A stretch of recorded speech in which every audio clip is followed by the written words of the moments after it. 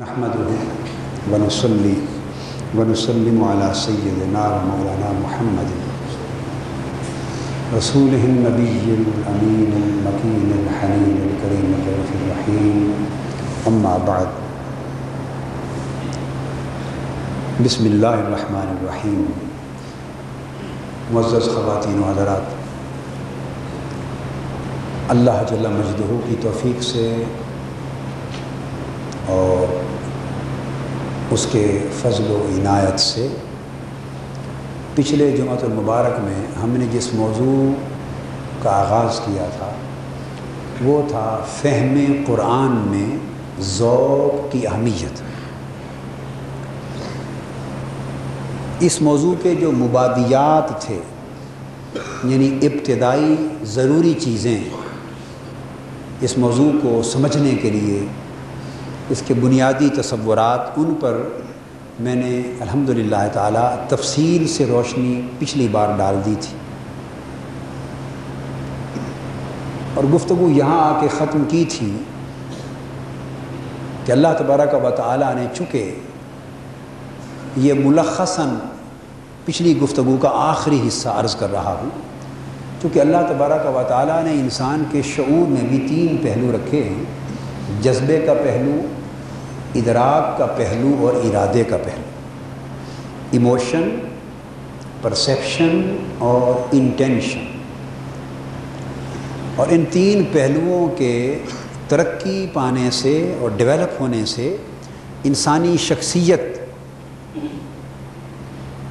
بنتی ہے، اور انسانی شخصیت کا مزاج تشکیل پاتا ہے، اس کی طبیعت بنتی ہے، حتیٰ کہ اس طبیعت کا اثر اس کے روحانی مزاج اور روحانی ارتقاء پر بھی پڑتا ہے. اور دین کا فہم ہو یا قرآن مجید کا فہم ہو، صاف ظاہر ہے اس میں شعور کا بڑا دخل ہے، ریزننگ کا، انڈرسٹینڈنگ کا. انسان پڑھتا ہے، سمجھتا ہے اور اپنی سمجھ کے مطابق ایک تصور لیتا ہے، معنی اور تصورات قائم کرتا ہے، مفہوم وضع کرتا ہے. تو یہ سب چیزیں شعور سے جنم لیتی ہیں. لہٰذا جس کے شعور میں جو پہلو غالب ہوگا، وہ قرآن مجید کا جب مطالعہ کرے گا اور اسلام کی دیگر کتب اور مآخذ اور مصادر کا مطالعہ کرے گا، تو اسلامی تعلیمات اور اسلامی تصورات جو اس کے ذہن میں بنیں گے، جنہیں وہ لکھے گا، جنہیں وہ بیان کرے گا، جنہیں وہ لوگوں تک پہنچائے گا، اگر پوری نیک نیتی سے اور ایمانداری سے بھی کر رہا ہو اور اس میں کوئی بدنیتی کار فرما نہ ہو، تب بھی فطری طور پہ ان تصورات اور نظریات میں فرق و اختلاف کا پیدا ہو جانا نہ صرف ممکن بلکہ عملاً واقع ضروری ہے. اب یہ نقطہ سمجھ گئے نا؟ جس کی طبیعت میں، جس کے شعور میں جذبے کا غلبہ ہے، اس کی طبیعت میں بنیادی طور پر محبت کا عنصر، رغبت کا عنصر اور جمالیاتی پہلو اور ذوقی پہلو اور وجدانی پہلو اس کی طبیعت اور شعور میں غالب ہوگا. اور جس کی طبیعت میں جذبے کا عنصر زیادہ، جس کے شعور میں نہیں ہے، ادراک کا ہے، تو وہ فلسفہ، منطق، علم، نظریہ، فکر، تعقل، سوجھ بوجھ پر زیادہ زور دے گا، اور دین کے اندر اور قرآن مجید کے اندر جو جمالیاتی پہلو ہیں، جو ذوقی اور وجدانی پہلو ہیں، جو روحانی حلاوت اور لذت کے پہلو ہیں، اور کیف و سرور کے پہلو ہیں، اور عشق اور محبت کے پہلو ہیں، از خود اس کی نگاہ میں ان کی اہمیت کم تر ہو جائے گی، اس لیے کہ یہ ذوق اس کے اندر کم تر ہے اور وہ ان کو اپریشیٹ ہی نہیں کر سکتا. اس کی مثال آپ یوں سمجھیں، اس بات کو اور کھول کر سمجھانا چاہوں اگر تو یوں سمجھیں جیسے ایک آدمی بہرا ہے، تھوڑا بہرا ہے. ایک آدمی، اس کی قوت سماعت بالکل ٹھیک ہے. اب ایک روٹین میں ایک اوسط درجے کی آواز کے ساتھ ایک شخص گفتگو کر رہا ہے تو صحیح قوت سماعت والا اسے پراپرلی سن رہا ہے، اور جس کے کان یا سماعت خراب ہے وہ اس کو جس کی قوت کم ہو گئی ہے وہ کم سن رہا ہے، اور جس کی قوت بالکل ختم ہو گئی ہے وہ بالکل ہی نہیں سن رہا۔ اب جو کم سن رہا ہے وہ تو شکوہ کرے گا، کہے گا یار تم اتنا آہستہ بول رہے ہو، ذرا اونچا بولو۔ اور جس کی سماعت ٹھیک ہے وہ کہے گا بھائی وہ تو لاؤڈ سپیکر پہ بول رہا ہے، آلریڈی اتنا اونچا بول رہا ہے تو اور اونچا کیا بولے، گلا پھاڑے۔ اب اسے یہ سمجھ نہیں آئے گی کہ مجھے کم سنائی دے رہا ہے، وہ سمجھے گا کہ بولنے والا آہستہ بول رہا ہے۔ یہ بات درست ہے یا نہیں؟ بس اس ایک مثال سے آپ ساری کی ساری چیز کو سمجھ لیں۔ یہی پوزیشن بینائی کی ہے، یہ پوزیشن بینائی کی ہے۔ اب اگر کسی کی بینائی کمزور ہو گئی اور اینک نہ لگائی ہو تو وہ دور کسی چیز کو دیکھے گا تو دھندلا دھندلا نظر آئے گا۔ ایک کی بینائی ٹھیک ہے وہ بڑا کلیئر دیکھے گا۔ اگر تو اسے سمجھ ہے کہ میری بینائی کمزور ہے تو پھر تو یہ بھی سمجھ جائے گا کہ لکھائی ٹھیک تھی، دھندلاہٹ میری بینائی کی بصارت کی کمی کی وجہ سے ہے۔ اور اگر اسے یہ علم ہی نہ ہو کہ میری بصارت کمزور پڑ گئی، وہ کہے گا معلوم نہیں یار یہ دھندلا لکھا ہوا، دوسرا کہے گا نہیں ٹھیک لکھا ہوا۔ اب یہ ایک فطری جو فرق آ گیا ہے، یہ اس کی صلاحیتوں کا، استعدادوں کا، حواس کی کمی بیشی کا فرق ہے۔ اس طرح ذائقہ، ایک شخص کی اگر قوت ذائقہ ختم ہو جائے، آپ اس کو جتنے ٹیسٹی اور ذائقہ دار کھانے اور پھل کھلا دیں اور پوچھیں کیسا ذائقہ ہے، وہ کہے گا یار کچھ ذائقہ تو کوئی نہیں، کھانے ہوتا یا نہیں ہوتا، کوئی خاص ذائقہ نہیں ہے کھانے کا۔ دوسرے کھا رہے وہ کہتے ہیں بڑا خوش ذائقہ ہے۔ تو اصل کھانے کا تو کوئی قصور نہیں، قصور تو یہاں اپنی زبان کی قوت ذائقہ کا۔ اسی طرح آپ شامہ کو لے لیں، سونگھنے کی قوت۔ کئی لوگوں کو زکام ہو جاتا ہے، نزلہ ہو جاتا ہے، بلاکیٹ ہوتا ہے اور اس کی وجہ سے خوشبو وغیرہ نہیں سونگھ پاتے۔ کچھ لوگ ٹھیک ہیں تو خوشبودار جگہ پہ ہیں، عطر ہے، پھول پڑے ہوئے ہیں، ایک کہتا ہے واہ واہ چمن میں گئے کیا خوب مہک ہے، دوسرا کہتا ہے نہیں مہک ہی کوئی نہیں، کوئی خوشبو ہی نہیں آ رہی۔ اور وہ جو کہہ رہا ہے خوشبو نہیں آ رہی، جھوٹ وہ بھی نہیں بول رہا، جھوٹ۔ اب یہاں یہ ہماری ایک طبیعت کی بات ہے جو میں بتانا چاہتا ہوں۔ یہ وجہ ہے کہ ہم بہت سوں کے ساتھ جھگڑے نہیں کرتے، ہم ہر بات کو نیک نیتی سے دیکھتے ہیں۔ اگر کوئی شخص کہہ رہا ہے کہ یہ بات نہیں ہے، ہم اسے یوں نہیں کہیں گے کہ یہ بے ایمان ہے، جھوٹ بول رہا ہے، ہم کہیں گے نہیں یہ قوت شامہ سے محروم ہے، اس کو خوشبو نہیں آ رہی، تو بس کیا قصور ہے اس کا۔ اب دو باتوں میں فرق آ گیا نا۔ ایک آدمی اس کی کمزوری کو سمجھ رہا ہے، وہ جان بھی رہا ہے کہ بات اس کی درست نہیں، مگر جھگڑا بھی نہیں کر رہا کہ کیونکہ اللہ نے اسے قوت شامہ سے محروم کر دیا ہے۔ دوسرے کو مہکیں آ رہی ہیں، اس کو اللہ نے قوت شامہ عطا کی ہے، تو بات درست اس کی ہے، اس کی درست نہیں ہے، مگر جھگڑا بھی نہیں کرتے، اس کی محرومی ہے۔ ہم بہت سی چیزوں کو اس زاویہ نگاہ سے لے لیتے ہیں، اس لیے ہمارے جھگڑے نہیں ہوتے لوگوں سے۔ لوگ بے شک کرتے پھریں ہم سے، لوگ بے شک کرتے پھریں، اس کی فکر نہیں کرتے، ہم نہیں جھگڑتے۔ کیوں؟ ہم اپنا اپنا زاویہ نگاہ ہے، ہم ہر ایک کو اپنے اس خانے میں اکاموڈیٹ کر لیتے۔ ایگزیکٹلی جیسے میں نے آپ کو یہ حواس کا فرق سمجھایا، اس طرح ٹچ ہے قوت لامسہ۔ بعض لوگوں کے اندر حس ہوتی ہے، آپ تھوڑا سا مس کر کے بہت سی چیزیں محسوس کر لیتے ہیں۔ بعض لوگوں کی حس کمزور ہوتی ہے لامسہ کی۔ تو جیسے حواس کا فرق ہوتا ہے اس طرح عقل کا بھی فرق ہے۔ آپ نہیں دیکھتے کہ ایک بات آسانی سے ایک کی سمجھ میں آئی، دوسرے کی سمجھ میں، ایک کند ذہن ہے ایک تیز ذہن ہے، ہوتے ہیں یا نہیں ہوتے؟ ایک بات سن کے بات کو یاد کر لیتا ہے، دوسرا ساری زندگی دہراتا رہتا ہے پھر بھی یاد نہیں ہوتی۔ مجھے خود اپنے والد گرامی ابا جی قبلہ رحمۃ اللہ علیہ نے ایک مرتبہ پڑھانے کے زمانے میں، میرا زمانہ طالب علمی تھا، مجھے بتایا، یہ ان کی الفاظ ہیں ان کی زبان سے، فرمایا بیٹے اگر 500 صفحے کی کتاب میں اپنی طالب علمی کے زمانے میں ایک رات میں پڑھ لیتا تھا مثلا، یا ایک دن میں 500 صفحے کی کتاب، تو مجھے 30 سال بعد بھی اگر کوئی پوچھے تو 500 صفحے کی کتاب کا ایک ایک حوالہ یاد رہتا تھا.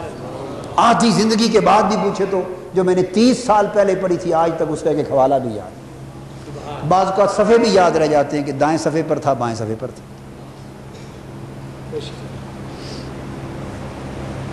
اب میرا تو حافظہ اتنا نہیں ہے, میرا حافظہ بہت پہلے اچھا ہوتا تھا. اب میں اگر خود اپنا تجزیہ کروں تو اب میرا حافظہ 100 میں سے 10 رہ گیا ہے, 90 چلا گیا ہے.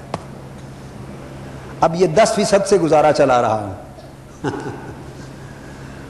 اور اس پر بھی اللہ کا شکر ہے. یعنی پہلے طالب علمی کے زمانے یا نوجوانی کے اوائل دور میں حافظہ بہت زیادہ تیز تھا, لیکن یہ بھی ایک نیچرل پروسیس ہے. میں آپ کو یہ بھی نقطہ بھی بتاؤں, یعنی یہ ہیومن مائنڈ کی فیکلٹیز ہوتی ہیں, دماغ کے جو کارخانے ہوتے ہیں, توانائیاں, اگر آپ توجہ دماغ کی ایک خانے کی طرف زیادہ کر دیں تو پھر کیا ہوتا ہے کہ دوسرا خانہ غیر ضروری بوجھ اپنے اوپر سے اتارتا چلا جاتا ہے. یعنی اگر حافظے کی طرف توجہ زیادہ ہو تو کریشن پر دماغ کا خرچ کم ہوتا ہے, تخلیق پر. کیا یعنی افکار, نظریات, خیالات اور تصورات کو تخلیق کرنا, جس کو تخلیقی فکر کہتے ہیں آپ, کریٹو تھاٹ. تو جس زمانے میں حافظہ تیز ہوتا ہے اس زمانے میں انسان کی کریٹیویٹی یعنی فکر اور نظریے اور تصورات کو اور آئیڈیاز کو تخلیق کرنا, یہ بھی دماغ کا ایک فنکشن ہے. اس پر توانائی کم صرف ہوتی ہے. جب زیادہ توانائی قوت حافظہ پر ہوتی ہے تو پھر چھوٹی سی بات ساری زندگی بھی نہیں بھولتی, کیونکہ حافظے کے خانے میں ہر چیز سنبھالی جاتی.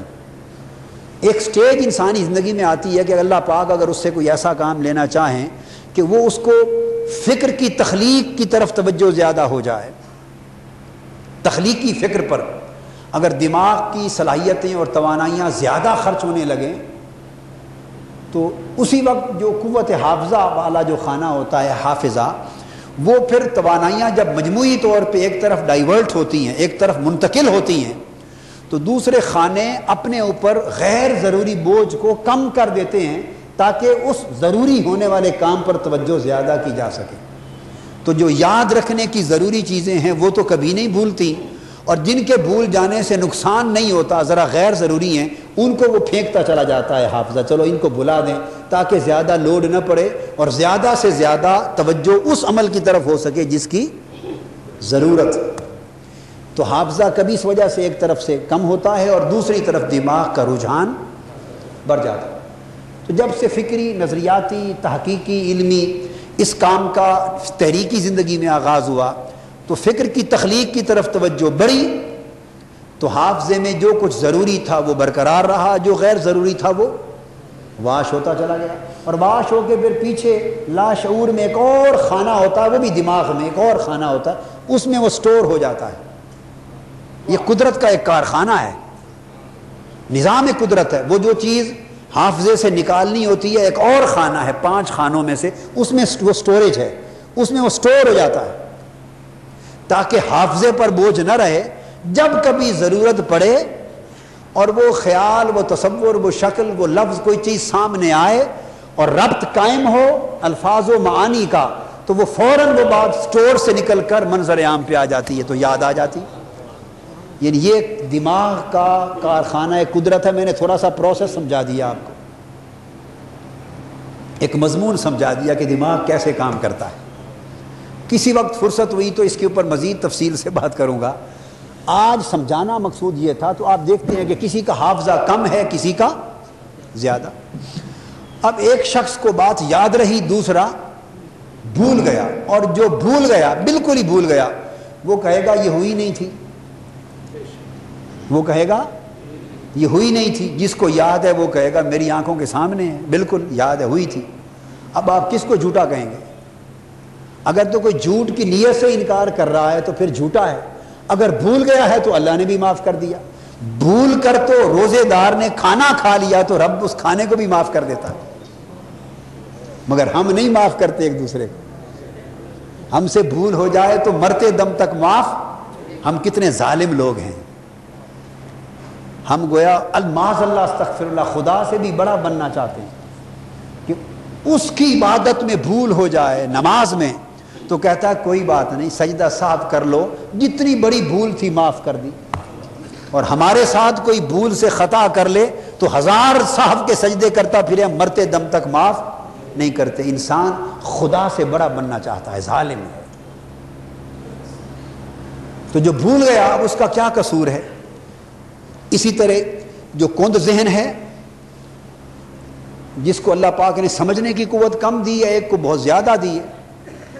اب ایک آدمی ہلکا سا اشارہ بھی سمجھ کر تہ تک پہنچ گیا ہے، بات کی تہ تک، دوسرا ساری رات تقریر سن سن کر صبح پوچھتا ہے کہ ہیر مرد تھا یا عورت تھا۔ یہ طالب علمی کے زمانے میں ڈیبیٹیں ہوا کرتی تھی کالجوں میں، تو ان میں ایک شعر پڑھتے تھے بچے ڈیبیٹوں میں کہ عقل کے اندھوں کو الٹا ہی نظر آتا ہے، مجنوں نظر آتی ہے، لیلا نظر آتا ہے۔ اب مقصد بات کا یہ ہے کہ جس کی صلاحیت دماغ کی وہ نہیں ہے، اس کو سمجھ نہیں آئی بات کی، جس کی صلاحیت ہے وہ ہلکا سا اشارہ بھی سمجھ گیا ہے۔ اب بتائیں آپ کس کا قصور ہے؟ جس کو سمجھ نہیں آئی اس غریب کا کیا قصور ہے؟ یہ میں آپ کو مثالیں دے رہا ہوں، پہلے حواس کی مثال دی، حواس خمسہ کی، اب آپ کو عقل کی مثال دی۔ تو جس طرح حواس عقلی میں کمی بیشی ہے، جس طرح حواس خمسہ میں ظاہری میں کمی بیشی ہے، اسی طرح ذوق، وجدان، جذبہ، ارادہ، ادراک اور شعوری صلاحیتوں میں بھی کمی بیشی ہوتی۔ اب 3 علماء ہیں، ہم مسلکوں فرقوں کی بات نہیں کرتے، 3 علماء ہیں، ایک کا جذبے کا چشمہ ہی سوکھا ہوا ہے، ایک کے اندر جو چشمہ جذب ہے، جذبے کا چشمہ ذوق، جس سے ذوق پھوٹے گا، جس سے جذبات کی کیفیات جنم لیں گی، جس چشمے کا پانی پینے سے کچھ محبت کی سمجھ آئے گی، کچھ عشق کی خبر ہوگی، کچھ کیف و سرور کی خبر ہوگی، کچھ ذوق اور انبساط، یہ ایک پھر تصور ہے، پھر حسن و جمال کی بات ہوگی۔ الغرض پوری جمالیاتی دنیا جس چشمہ ذوق سے پھوٹتی ہے، جس کا وہ چشمہ ہی سوکھا ہوا ہے، آپ اس کو عشق رسول کی بات کرتے رہیں ساری رات، زلف رسول کی بات کریں، کبھی چشمان مصطفیٰ کی بات کریں، کبھی مدینے کے کوچہ و بازار کی بات کریں، کبھی کہیں کہ اس نام پہ بک گئے، وہ کہیں گے پاگل ہیں، بکتے پھرتے ہیں، یہ کیا ہے تماشا ہے؟ یہ زلفوں کی باتیں کر رہے ہیں، کوئی دین ہے؟ یہ حضور کی چشمان مقدس کی باتیں کر رہے ہیں، تم حلال حرام کی بات کرو، روزے کی فرض حرام واجبات کی بات کرو، یہ حضور کی آنکھوں کی بات کرتے ہیں۔ کوئی مسکرانے کی بات کرتا ہے، کوئی حسن سراپا کی بات کرتا ہے، کوئی شہر مدینہ، کوئی گنبد خضرا، کوئی جالیوں کی بات کرتا ہے، وہ تو یہی کہے گا نا یہ کیا دین ہے؟ اور وہ اپنی جگہ بڑا سچا ہے، اس لیے کہ اس کا تو چشمہ ذوق ہی سوکھا ہوا ہے، یا اس کے اندر ذوق کا چشمہ رب نے رکھا ہی نہ تھا، رکھا تھا تو اتنا خفیف، رکھا تھا تو اتنا خفیف۔ اب یہاں ایک لطیف بات بھی کہہ دوں، یہاں ایک لطیف بات بھی کہہ دوں، وہ جتنا روکھا ہے اور جتنا سوکھا ہے وہ شخص دین کے فہم میں، عام تجربے کی بات ہے، اگر روز مرہ کے معاملات میں اس کو ڈیل کریں، اس میں بھی اس کو روکھا اور سوکھا ہی پائیں گے۔ میں آپ کو انالیسس دے رہا ہوں، آپ اس سے مل کر دیکھیں، کم ہی مسکراتا ہوا نظر آئے گا، بس اکڑی ہوئی گردن، روکھا روکھا چہرہ، سوکھا سوکھا موڈ، روکھی روکھی باتیں، تلخ تلخ مزاج، تو مل کے آپ کوئی طمانینت، کوئی فرحت نہیں پائیں گے کہ یار روکھا سا آدمی، تو مجلس میں بھی حلاوت نہیں، بات میں بھی حلاوت نہیں، تو وہ آپ وہ جو ذوق کا فقدان ہے اس کے شعور میں، اس کی طبیعت میں، اس کے مزاج نے، نہ صرف یہ کہ اس نے اس کے فہم دین کو متاثر کیا ہے، نہ صرف یہ کہ اس نے اس کی معرفت قرآنی کو متاثر کیا ہے، نہ صرف یہ کہ اس ذوق کے فقدان نے اس کے پورے تصورات دین کو متاثر کیا ہے اور اس کے اسلامی نظریات کو متاثر کیا ہے، بلکہ اس کی پوری زندگی کو متاثر کر دیا ہے، پوری زندگی کو متاثر کر دیا۔ اب آگے چلیے، ضروری نہیں کہ ہر بات ہر ایک میں پوری ہو، کسی میں کوئی بات، کسی میں، مگر کوئی نہ کوئی منظر آپ دیکھ لیں گے۔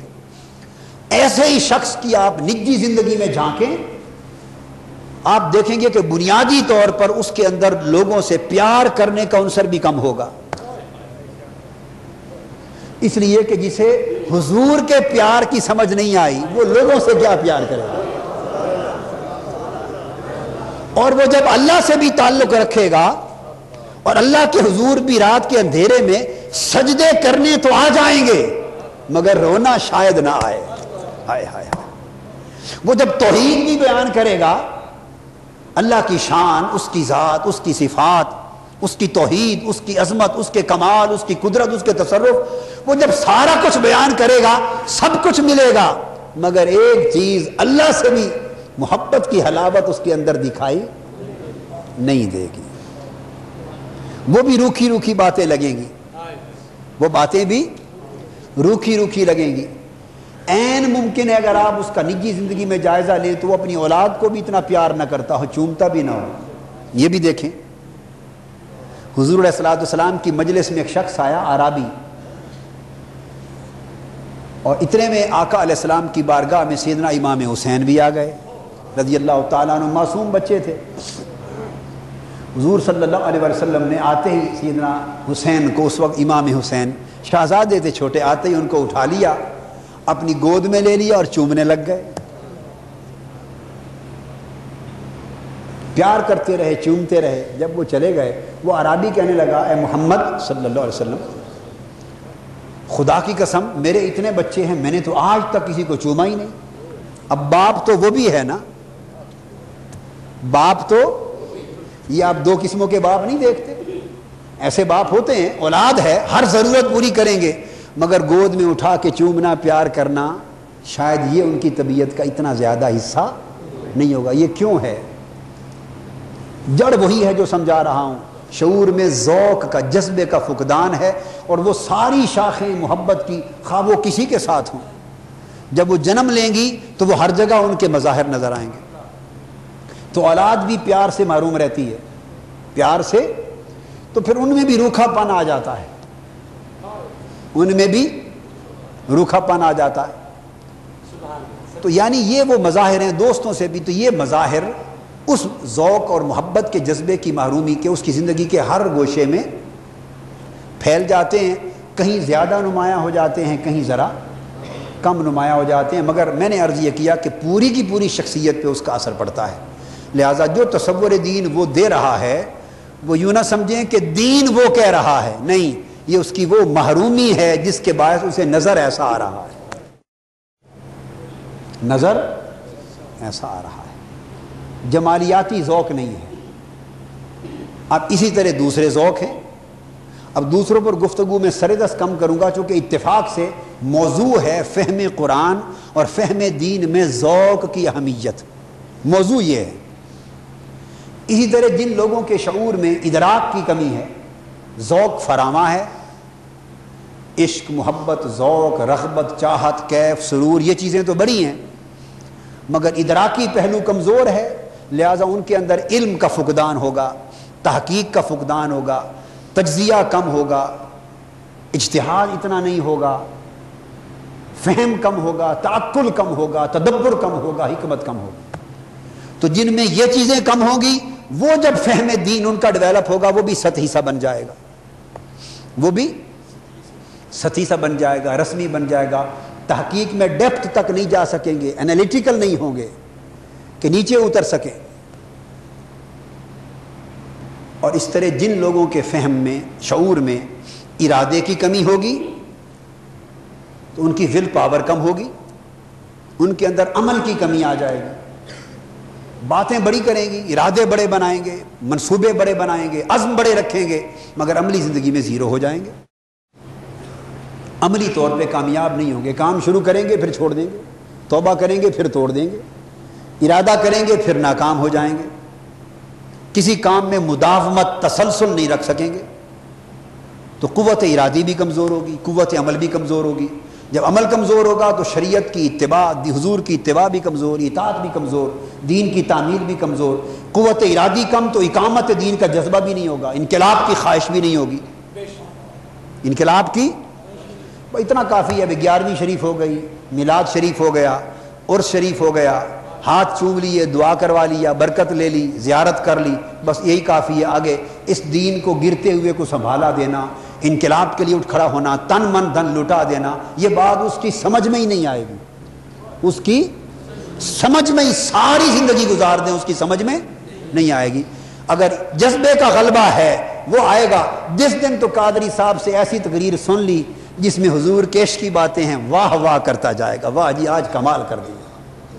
اور جس دن تقریر سن لی، جس دن قادری صاحب نے درس دے دیا کہ اس دین کی اقامت کے لیے اٹھو اور تن من دھن لٹانے کی فکر کرو، سن تو لیا مگر کہا کہ آج کوئی عشق کی بات نہیں ہوئی، مزہ نہیں آیا۔ وہ مزے ہی ڈھونڈتا پھرتا ہے، اسے خبر نہیں کہ مزے کے علاوہ بھی کچھ ہے۔ تو اب آپ نے دیکھا نا کہ ہر ایک کا فرق ہے، ہر ایک کا فرق ہے۔ یہاں ایک بات کہہ دوں اور وہ یہ کہ یہ اللہ کا شکر ہے اور اللہ کی عزت کی قسم، میں اللہ کی عزت کی قسم کھا کے کہہ رہا ہوں، اس میں میرا کچھ نہیں ہے، میرا کچھ نہیں ہے۔ مجھے تو خود خبر نہیں کہ ایسا کیسے ہو گیا، یہ اس کا فضل اور حضور علیہ السلام کے نالین پاک کا صدقہ۔ اس تحریک منہاج القرآن کے دسترخوان پر تینوں چیزیں ہیں فراوانی کے ساتھ۔ یہاں جذبے کی بھی کمی نہیں، یہاں جذبوں کی بھی کمی نہیں، جذبے کی بھی کمی نہیں۔ جب آپ یہاں عشق کی ڈشیں دیکھتے ہیں تو ہر عشق کا ذوق پورا ہوتا ہے۔ ہائے ہائے ہائے، کوئی عشق الہی کی طلب لے کے آئے تو توحید کی لذت اور عشق توحید کی حلاوت کے جو جام منہاج القرآن کے میخانے میں ملتے ہیں وہ آج روئے زمین پہ کسی مدرسے میں نہیں مل سکتے، کسی دارالعلوم میں نہیں مل سکتے۔ یہاں میں توحید بھی ہے، یہاں میں رسالت بھی ہے، یہاں میں ولایت بھی ہے، میں تصوف بھی ہے۔ تو عشق و جذبے کی فراوانیاں بھی یہاں ہیں یا نہیں؟ تو کوئی یہ طلب لے کے آئے تو اسے اس دسترخوان پہ یہ ڈش بھی ملتی ہے، یہ کھانا بھی ملتا ہے، بھوکا نہیں جاتا، سیر ہو کے جاتا ہے۔ اور وہ میں نہیں کرتا، میں نہیں کرتا۔ کبھی میرے بارے میں کوئی اتنا اچھا گمان نہ رکھ لیں، میں تو بڑا ناکارہ قسم کا آدمی ہوں، سگے دنیا ہوں، دنیا کا کتا ہوں، اور پتہ نہیں دوزخ بھی قبول کرے گی یا نہیں کرے گی، میرا کچھ نہیں۔ مگر جس محبوب کا یہ مشن ہے اور جس اللہ کے دین کی اقامت کی یہ نوکری ہے، یہ انہی کا کرم ہے کہ یہاں اس نے اس دسترخوان پر یہ نعمتیں اتار دی۔ اور جو علم کا متلاشی آتا ہے، ادراک کا طالب، تحقیق کا طالب، اجتہاد کا طالب، فکر کا طالب، عقل کا طالب، ریسرچ کا طالب، سائنس کا طالب، تو عقل و سائنس کی وہ بات جو دنیا میں کہیں نہیں ملتی وہ منہاج القرآن کے لٹریچر میں ملتی، یہاں کے دسترخوان پہ ملتی۔ یہ بھی اس کا کرم ہے۔ یہ چیزیں یکجا کم ہوتی ہیں، یکجا کم ہوتی ہیں۔ عشق والے عقل کی بات کم کرتے ہیں اور عقل والے عشق کی بات کم کرتے ہیں، مگر اللہ رسول کا کرم ہے کہ اگر عشق کی بات ہونے لگے تو اس کے بھی دریا بہتے ہیں منہاج القرآن کے مرکز سے، عقل کی باتیں ہونے لگی تو اس کے بھی چشمے رواں ہیں۔ اور یہ سب فیضان مصطفیٰ صلی اللہ علیہ وسلم، گنبد خضرا کا فیضان ہے۔ اور اگر کوئی ارادوں کا طالب آئے، ارادے کا، تو یہاں تو ساری بات ہی انقلاب کی ہے، جہاد کی ہے، اقامت دین کی ہے، اطاعت اور اتباع کی ہے۔ تو عمل پر بھی، ارادوں پر بھی زور ہے، اور پوری تحریکیں بپا ہیں، ویلفیئر کے کام ہو رہے ہیں، تعلیمی مراکز کھل رہے ہیں، ماڈل سکول کھل رہے ہیں، خالی باتیں نہیں ہوئی، روئے زمین پر کام ہو رہا ہے، اور شرق سے غرب تک دنیا پوری مشن کی کام میں لگی ہے۔ اور صرف یہاں نہیں، دنیا کے 5 بر اعظموں میں شرق سے غرب تک کام میں لگی، ہر طرف کام ہو رہے ہیں۔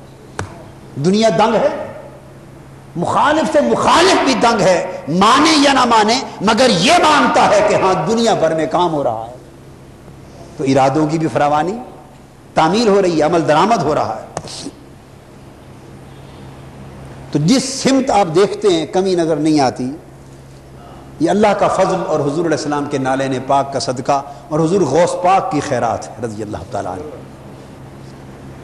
جو چاہیں سو آپ کریں، ہم کو ابس بدنام کیا، ہمارا کچھ نہیں۔ میں آپ کو یہ بات عاجزی اور انکساری کے طور پہ نہیں کہتا، اظہار حقیقت کے طور پہ کہتا ہوں، تاکہ جو کچھ میں نہیں ہوں کہیں مجھے وہ نہ سمجھ لینا. بس ایک نوکری ہے، جیسے آپ کی ہے، جیسے میری ہے، لگی ہوئی ہے، ڈرتے رہتے ہیں کہ لگی رہے. بات اب تک کیا ہے وہ مصرع، یہ سب تمہارا کرم ہے آقا، کہ بات شاعر نے تو کہا نا کہ بات اب تک بنی ہوئی ہے، میں تو کہتا ہوں کہ بات یوں ہی بنی ہوئی ہے، کہ اصل میں تو کچھ بھی نہ تھا، کچھ بھی نہیں، اور بات یوں ہی بنی ہوئی ہے. حضور علیہ السلام کے نالین پاک کی خیرات ہے. اس دسترخوان پر تینوں چیزیں یکجا ہیں. اس لیے جب آپ دیگر جگہوں پر جاتے ہیں تو آپ کو جب تصورات دین اور تعلیمات اسلام ملتی ہیں تو وہ یک طرفہ ملتی ہیں. کیا یہاں الحمدللہ جو تصور ملتا ہے وہ کلی تصور ملتا ہے، اس تصور میں جذبہ بھی درج ہوتا ہے. سو ذوقی جو ذوق سے جو معرفت قرآن آتی ہے وہ حصہ بھی درج ہے، جو علم و ادراک سے معرفت قرآن آنی ہے وہ بھی حصہ شامل ہے، اور جو ارادہ و عزم سے معرفت قرآن اور معرفت اسلام آنی ہے وہ بھی شامل ہے. اللہ پاک فضل سے یہ وجہ ہے کہ اس عصر حاضر میں تحریک منہاج القرآن کو تھوڑے عرصے کے اندر بڑی زیادہ قبولیت مل گئی ہے، کہ لوگ الگ الگ طلب کے تھے اور یہاں ہر کسی کو اپنی طلب مل گئی.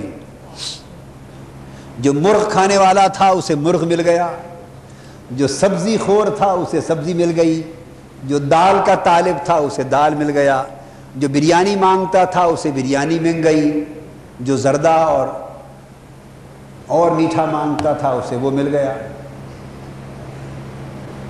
اور جو فاقے مانگتا تھا اسے فاقہ بھی مل گیا.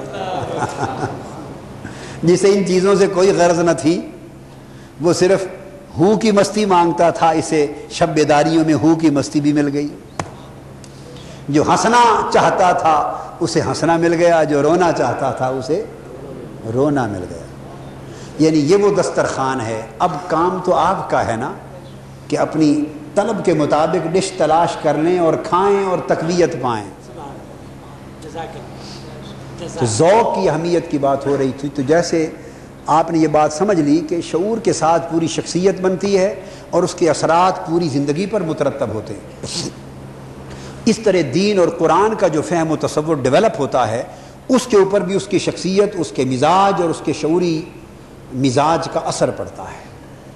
اب قرآن مجید کی وہ آیتیں، اب جن لوگوں کے اندر ذوق کا چشمہ نہیں ہے، یا ذوق کے رخ کی کمی ہے، یا فراوانی نہیں ہے، وہ جب قرآن پڑھتے ہیں تو انہیں قرآن کے اندر حصہ ذوق نظر ہی نہیں آتا.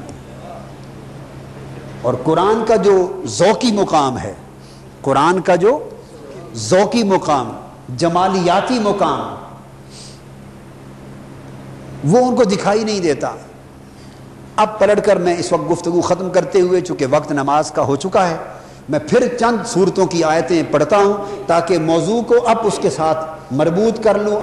اب جب آپ سمجھ گئے تو اب دیکھیے کہ قرآن مجید کے بیان میں، اسلوب میں اللہ رب العزت نے ذوق کو کتنا دخل دیا.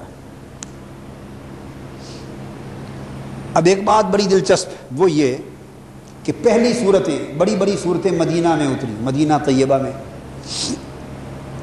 آخری چھوٹی چھوٹی صورتیں آخری پاروں کی جو ہیں وہ مکہ معظمہ میں اتری. تو جب مکہ معظمہ میں یہ صورتیں اتر رہی تھیں، چھوٹی چھوٹی صورتیں آخری، تو اس وقت ان کے مخاطب اولی زیادہ تر کفار اور مشرک تھے، اور بڑے بڑے اکھڑ لوگ تھے جن کے دل پتھروں سے اور لوہے سے بھی زیادہ سخت تھے. بیٹیوں کو زندہ درگور کر دیتے مگر رونا نہ آتا، زندہ ذبح کر دیتے، زندہ قبر میں دفن کر دیتے مگر رونا نہ آتا. چھوٹی چھوٹی بات پر نسلیں قتل کر دیتے مگر دل نہ دہلتے. اتنے سخت گیر تھے، سخت مزاج تھے، اکھڑ طبیعت کے لوگ تھے، کافر اور مشرک تھے، رعونت تھی، تکبر تھا، قبائل پرستی تھی، قبیلہ پرستی تھی، نسل پرستی تھی، زباں پرستی تھی. ایک عجیب معاشرہ تھا. اب وہ سنگ دل لوگ، سخت مزاج لوگ، سخت طبیعت لوگ، سخت دماغ لوگ سب سے پہلے مخاطب قرآن کے وہ ہیں. اور اللہ کی شان کہ آقا علیہ السلام کو مبعوث بھی اس سخت گیر لوگوں میں فرمایا. نرم طبیعت لوگوں میں نہیں کیا. اگر اللہ چاہتا تو آقا علیہ السلام کی ولادت بھی کسی ایسے ملک یا شہر میں فرما دیتا جس علاقے کے لوگ بڑے نرم ہوتے, بڑے خوش اخلاق ہوتے, ٹھنڈی طبیعت کے ہوتے, کیا وہیں مبعوث فرما دیتا. مگر وہاں نہیں مبعوث کیا, اس علاقے میں مبعوث کیا جس علاقے کے لوگوں سے زیادہ بد مزاج, سخت گیر, سخت گو, سخت عمل اور درست طبیعت کا اور کوئی علاقہ نہ تھا. بات بات پہ قتل و غارت. ایسے علاقے میں مبعوث کیا, اور مبعوث جس نبی کو کیا وہ سراپا رحمت, وہ سراپا محبت, وہ سراپا نرمی, وہ سراپا اخلاق, وہ سراپا پیار. مبعوث اس پیغمبر کو کیا, اور جس ماحول اور معاشرے میں کیا وہاں ان چیزوں کا وجود ہی نہیں. اب قرآن اترا, اب اس ریلیونس کو سمجھ کے آپ قرآن کا جو فہم ہے اس میں ذوق کی اہمیت سمجھیں گے. اب اگر خالی تعلیمات اتار دیتے کہ نماز پڑھا کرو, روزے رکھا کرو, حرام کو چھوڑ دو, حلال اپناؤ, جیسے قرآن مجید کی باقی صورتوں میں آیتیں آئیں, یہ احکام ہیں, یہ حکم ہیں, یہ اخلاق ہے, یہ شریعت ہے, یہ دین ہے, یہ نظام زندگی ہے, یہ حقوق ہیں, یہ فرائض ہے. اگر وہ عمومی تعلیمات جو مدینہ میں اترنی شروع ہوئی, مدینہ طیبہ میں آ کر جو سورہ بقرہ میں آئیں, جو سورہ آل عمران میں اتری, جو سورہ نساء میں اتری, جو سورہ مائدہ میں اتری, جو انعام میں اتری, اور اس طرح بہت سی صورتوں میں جو ترتیب کے ساتھ اللہ پاک نے تعلیمات اتاری اور قرآنی احکام اتارے, اگر شروع سے ہی وہی اترنا شروع ہو جاتے, یہ حکمت عزدی تھی. اللہ پاک نے وہ صورتیں پہلے اس لیے نہ اتاری کہ ان صورتوں کے مخاطب وہ لوگ تھے کہ ابھی ان کو یہ احکام سنانے کا وقت نہ تھا. ان احکام اور تعلیمات کے اتارنے سے پہلے جو تبدیلیاں رب ذوالجلال ان انسانوں میں لانا چاہتے تھے, ان کی طبیعتوں میں, ان کے مزاجوں میں, اس ماحول میں, اس معاشرے میں, وہ تبدیلی لانے کے لیے کسی اور طرح کا کلام چاہیے تھا. وہ کلام نغمات کی صورت میں ہوتا تاکہ ان کی سخت طبیعتیں رکت کی طرف آ جائیں, ان کی سختیاں ٹوٹ جائیں, ان کی سختیوں میں دراریں پڑ جائیں, ان کے اندر گریہ آ جائے, نرمی اور گداز پن آ جائے, رکت آ جائے, پیار آ جائے. ان کی طبیعتوں میں اس انقلاب کی ضرورت تھی. پھر ان تعلیمات کو قبول کرنے کے قابل بنتے. تو سخت گیر لوگوں کو جو کلام سنایا گیا وہ عربی دان بھی تھے, عربیت پر بھی ناز تھا, اپنی زبان دانی پر بھی ناز تھا, طبیعت بھی سخت تھی. تو اللہ پاک نے جو صورتیں اور آیتیں اس دور میں اتاری ان میں معنی بھی تھا, پیغام بھی تھا, تعلیم بھی تھی, حکم بھی تھا, ایمان کا فکر بھی تھا, توحید کا فکر بھی تھا, آخرت کی فکر بھی تھی.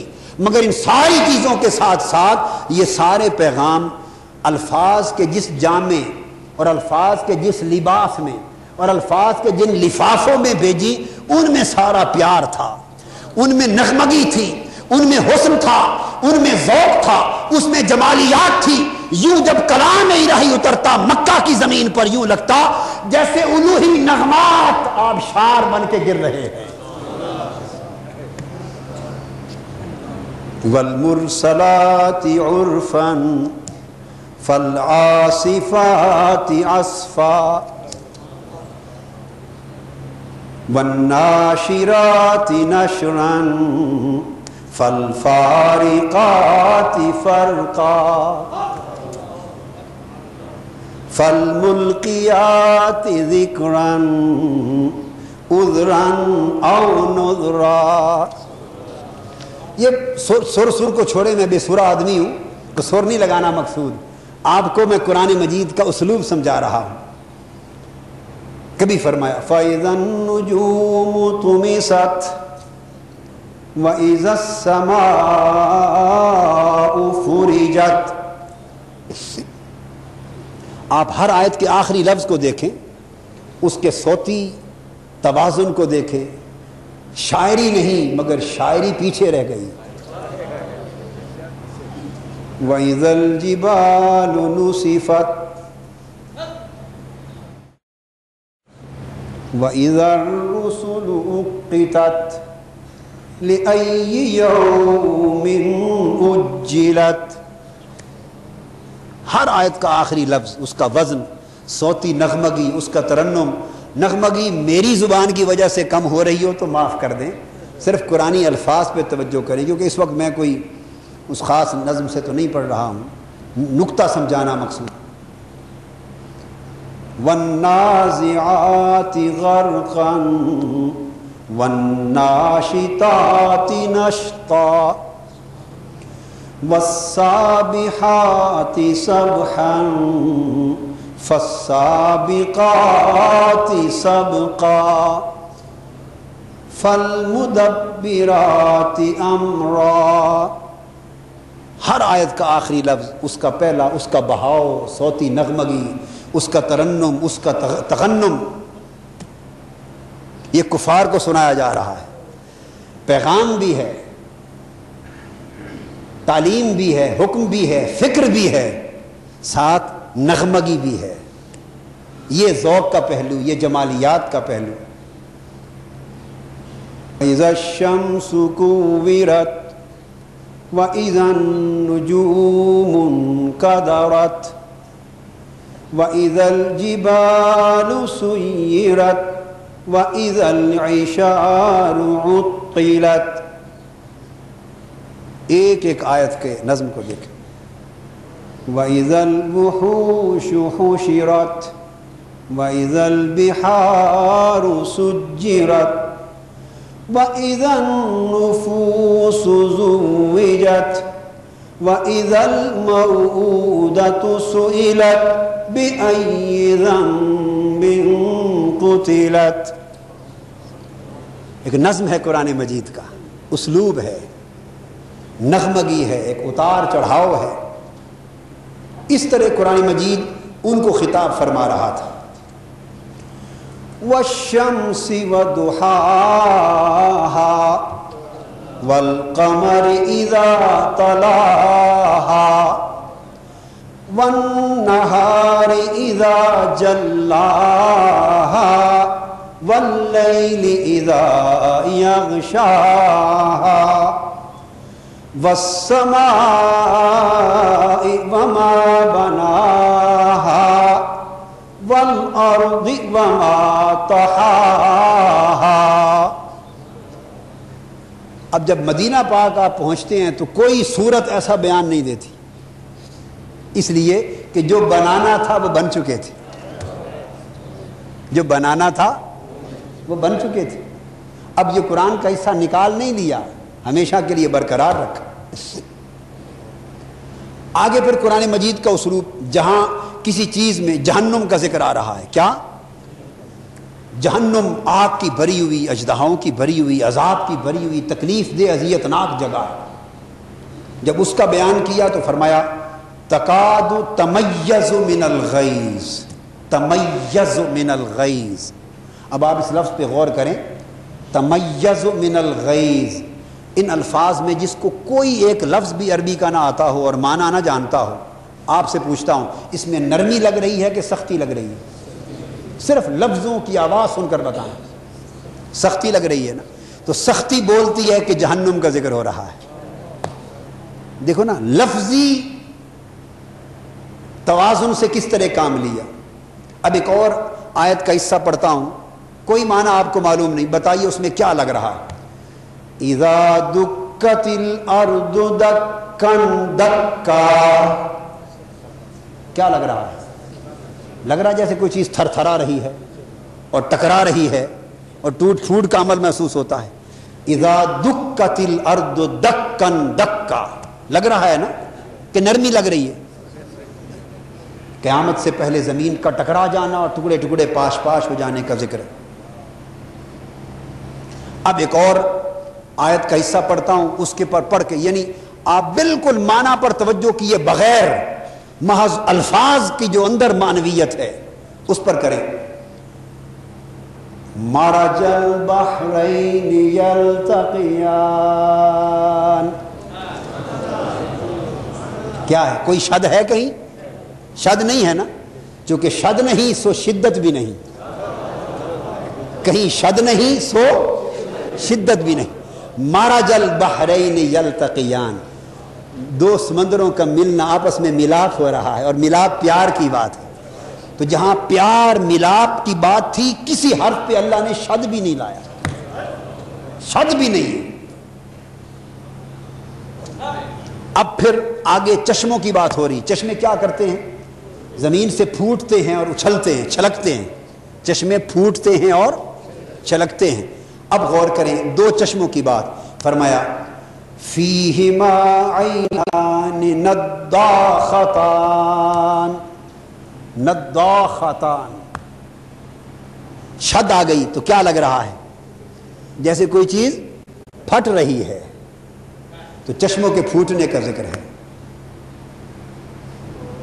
پھر آگے قرآن مجید میں کوئی مقام پر آیا متکئین علی رفرف. رفرف، غور کریں. متکئین علی رفرف. تو رفرف سے ایسے لگ رہا ہے نا جیسے کوئی بچھاؤ ہے اور ایک بہاؤ سا ہے. تو بیان کیا ہے؟ بیان ہے کہ وہ سکون سے جنت میں بچھونوں پر تکیے لگائے بیٹھے ہوں گے. تکیے لگائے بیٹھے ہوں گے.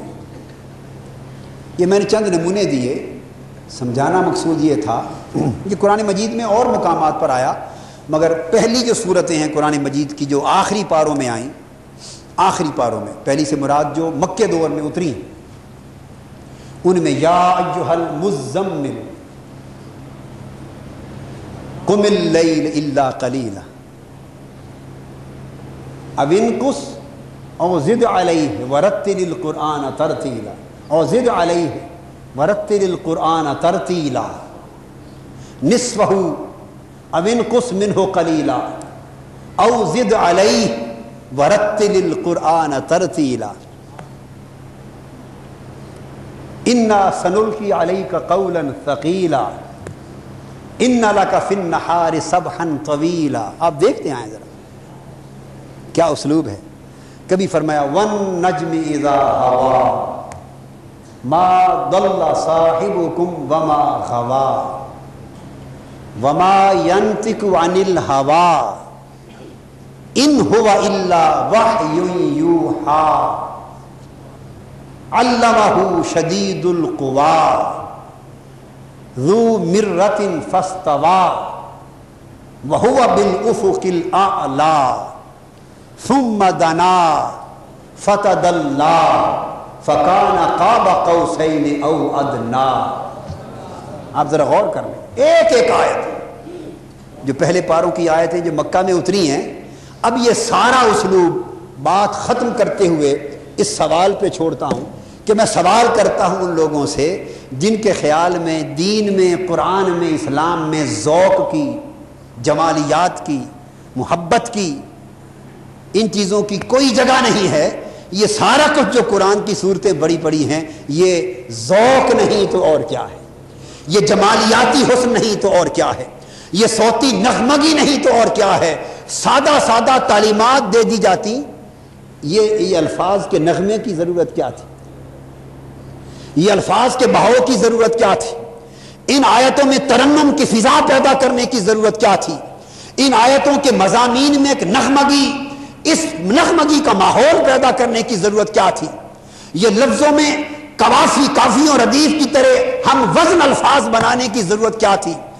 آیتوں پر آیتیں لگا کر جیسے ہیرے جڑ جاتے ہیں اس ماحول کو پیدا کیوں کیا گیا؟ الفاظ اور آوازوں کی آبشار کیوں لائی گئی؟ الفاظ ایسے لگ رہے ہیں جیسے الوہی فصلوں کے ماحول میں کوئی لہلہا رہا ہو، آبشاریں گنگنا رہی ہوں، نغموں کی آوازیں کانوں میں آ رہی ہوں. مقصود کیا تھا؟ وہ جو سخت دل تھے، جو سخت دماغ تھے، تعلیمات ان کے دماغ کو جا کے جھنجھوڑیں اور الوہی نغمات پیار کے ہتھوڑوں سے ان کے دلوں کو توڑنے لگے تاکہ بات اور پیغام ان کے دماغ تک پہنچے اور نغموں کے ذریعے رب کا پیار ان کی روحوں تک پہنچے، تاکہ دماغ بھی جھنجھوڑے جائیں اور دل اور روحیں بھی جھنجھوڑ کے رکھ دی جائیں، اور وہ سوچنے پر مجبور ہوں کہ یارو یہ نغمہ کیسا ہے، ہائے ہائے یہ نغمہ لاہوتی کیسا ہے۔ ادھر وہ فکر انہیں سوچنے پر مجبور کرے، ادھر خدا کا پیغام توحید، فکر آخرت، پیغام رسالت اور تعلیمات قرآن انہیں اپنی زندگی پر سوچنے کے لیے جھنجھوڑے، اور ساتھ یہ نغمگی، یہ ترنم، یہ تغنم، یہ الفاظ کا کیف، یہ سرور، یہ بہاؤ آبشار بن کر ان کی روح ہی ان کی اجڑی ہوئی روحوں کی بستیوں میں اتر جائے اور ان کو آبادیاں نصیب ہوں، ان کے تن بھی سمرے، ان کے من بھی سمرے۔ تو تعلیمات اس لیے تھی تاکہ علمی ادراک کا اور ارادے کے پہلو پورے ہوں، اور یہ کیفیات لفظی اس لیے تھی تاکہ ان کے جذبی طلب بھی پورے ہوں۔ تو رب کائنات نے جب انسانی سرشت اور فطرت کو بدلنا چاہا تو رب نے زور جتنا تعلیمات پر دیا اس سے کہیں بڑھ کر نغمات پر دیا، الوہی نغمات پر، جمالیات پر دیا، اور یہ دونوں ملا کر طبیعتوں کو بدل ڈالا، طبیعتوں کو بدل ڈالا۔ پھر جب وہ سنور گئے اور بدل گئے تو پھر کام آسان ہو گیا، تختی صاف ہو گئی، جو چاہیں لکھتے چلے جائیں۔ اور آخری بات یہ کہ آج کا دور پلٹ کر دور جاہلیت کی طرح ہو گیا ہے، آج کا دور پلٹ کر اسی دور پر آ گیا ہے۔ آج اسی تحریک کے ذریعے دین زندہ ہوگا، اور اسی مشن اور اسی پیغام کے ذریعے نوجوان نسل پھر پلٹ کر دین کے چشموں کی طرف آئے گی، چونکہ بستیاں دلوں کی اجڑ گئیں، طبیعتیں بگڑ گئیں، دل و روح کی بستیاں اجڑ گئیں، طبیعتیں بگڑ گئیں، بدی نے زور ڈال دیا، نیکی دب گئی، ماحول پلٹ کر وہی آ گیا جو مکی دور کا سا تھا۔ لہذا ضرورت یہ ہے کہ آج ایسی تحریک سے دین کو زندہ کیا جائے کہ جو تعلیمات کے ذریعے دماغ کو جھنجھوڑے اور پیار کے نغمات کے ذریعے دلوں کو جھنجھوڑ دے، اور یہ کام آج صرف تحریک منہاج القرآن کے پلیٹ فارم سے ہو رہا ہے۔ اللہ کا شکر اور اس کی رحمت ہے۔ اللہ تبارک و تعالی حضور صلی اللہ علیہ وسلم کے صدقے سے ہمیں دین کی کامل معرفت اور کامل عمل کی توفیق عطا فرمائے۔ وما علینا الا البلاغ۔